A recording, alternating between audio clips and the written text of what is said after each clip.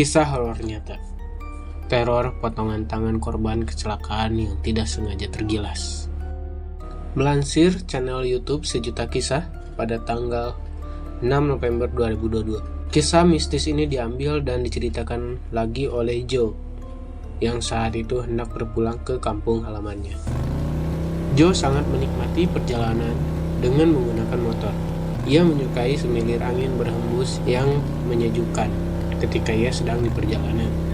Pada saat di perjalanan, Joe melihat di simpang pertigaan daerah I terjadi kecelakaan beruntun, sehingga mengagetkan Joe dan ia pun seketika banting setir motornya ke kiri untuk menghindari kecelakaan. Namun naas, Joe tidak sengaja menggilas potongan tangan korban dari kecelakaan beruntun tersebut.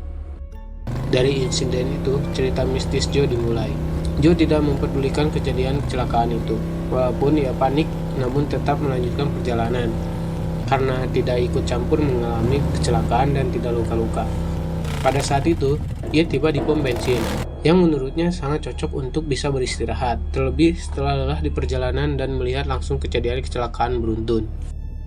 Selain lapar dan lelah yang Joe rasakan, ia pun harus mengistirahatkan motornya sebentar di pelataran masjid. Ia juga melihat beberapa orang lainnya yang mungkin sama akan mudik. Ia pun melihat ada korban lain yang ikut dalam kecelakaan tadi, meski dengan luka yang tidak parah. Joe memutuskan untuk tidur sekejap, namun tiba-tiba ia dibangunkan dengan keadaan yang mengerikan. Pemandangan yang ia lihat menakutkan. Ia melihat potongan tangan merangkak ke seseorang yang sedang tidur di sampingnya. Joe yang saat itu seperti ketindihan untuk berkata-kata dan bertindak minta tolong saja ia tidak bisa, apalagi bergerak. Tangan itu menyekik orang di sampingnya, sampai orang tersebut bergerak-gerak kesakitan namun tidak bisa bersuara. Akhirnya orang itu pun mati dengan kondisi tercekik potongan tangan hantu tersebut. Istrinya bangun dan berteriak histeris melihat kondisi suaminya yang sudah tidak bernyawa. Joe yang tadinya tidak bisa bergerak pun akhirnya dapat terbangun. Dengan napas memburu karena takut, Joe pun langsung lari menuju motornya untuk melanjutkan perjalanan. Namun sayang, Joe lupa membeli bahan bakar. Terpaksa ia berhenti lagi di pom bensin selanjutnya. Joe yang sebelumnya hanya tertidur lupa mengisi perutnya itu pun lapar. Setelah mengisi bensin, ia pun menghampiri warung nasi di seberang. Saat hampir menyuap makanan, Joe melihat lagi potongan tangan menakutkan itu mendekatinya. Sontak Joe pun langsung kaget berlari ketakutan. Begitu orang-orang lain juga yang berada di warung itu berlari berteriak histeris keluar. Joe bodo amat lah dan tidak peduli dengan makanannya itu pun langsung tancap gas melarikan diri dengan motornya. Joe akhirnya sampai di kampung halaman. Rumahnya dalam keadaan sepi karena katanya sedang menghadiri undangan pernikahan. Ia pun memutuskan untuk mandi dan beristirahat. Saat hendak tertidur, Joe melihat lagi potongan tangan tersebut. Kaget dan takut menyelimuti Joe. Ia pun berlari mundur dan tersudut di pojok kamar. Tidak bisa bergerak lagi, sedangkan potongan tangan itu terus saja mendekatinya dan menarik tangan Joe.